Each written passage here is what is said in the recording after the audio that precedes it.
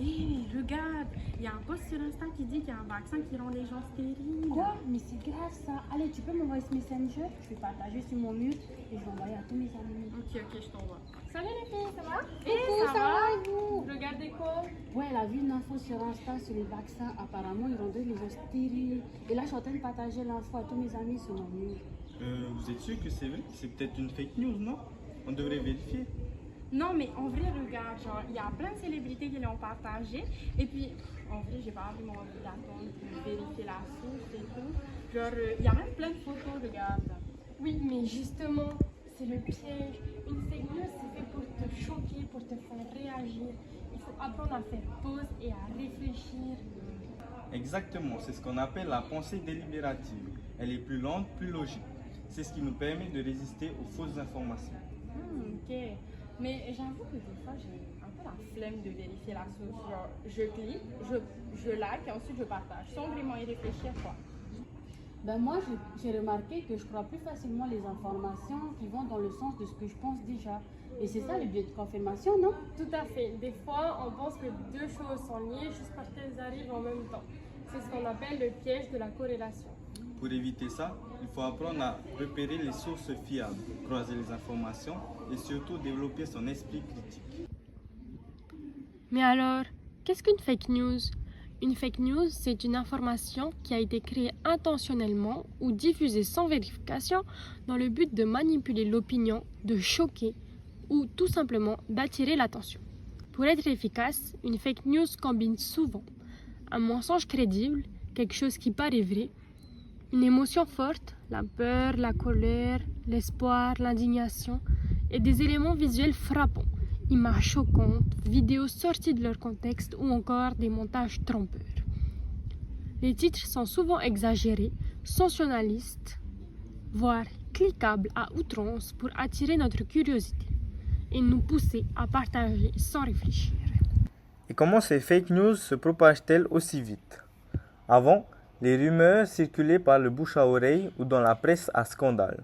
Mais aujourd'hui, avec Internet et les réseaux sociaux, elles voyagent à une vitesse incroyable, jusqu'à 6 fois plus vite qu'une vraie information. Pourquoi? Parce qu'elles déclenchent des émotions qui nous poussent à partager immédiatement, sans prendre le temps de vérifier. Et parce qu'on est souvent pris dans une infodémie, un mélange d'informations vraies, fausses, déformées, où il devient difficile de faire le tri. Tout ça, c'est aussi lié à la façon dont fonctionne notre cerveau. Nous avons deux modes de pensée. Le système 1, rapide, automatique, émotionnel, il réagit vite, mais sans recul critique. C'est lui qui est souvent activé quand on lit une fake news. Le système 2, plus long, logique, délibéré, il analyse, vérifie, réfléchit, mais il demande de l'effort, donc on ne l'active pas toujours. Sur les réseaux sociaux, tout est fait pour stimuler le système 1. Vitesse, émotion, réaction immédiate, image, choc. Résultat, on consomme les infos passivement sans penser vraiment à leur véracité. Et notre cerveau a aussi ses biais cognitifs, le biais de confirmation.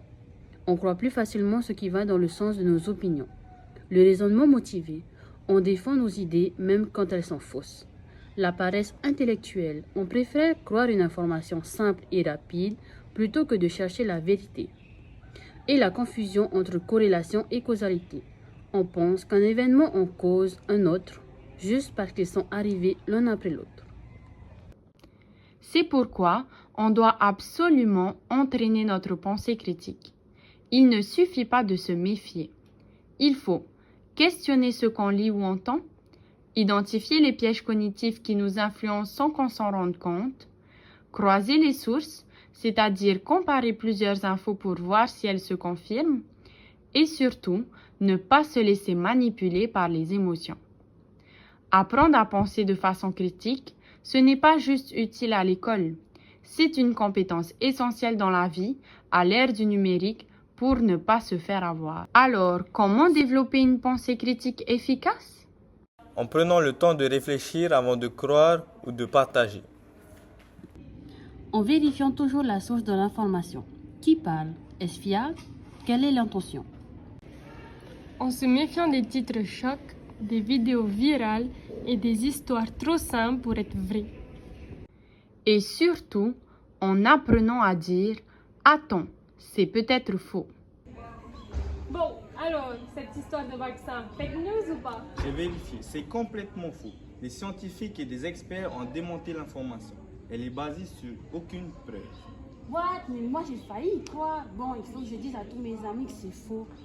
Pareil, à partir de maintenant, je vérifierai toujours l'information avant de la partager. Promis. C'est bien les filles.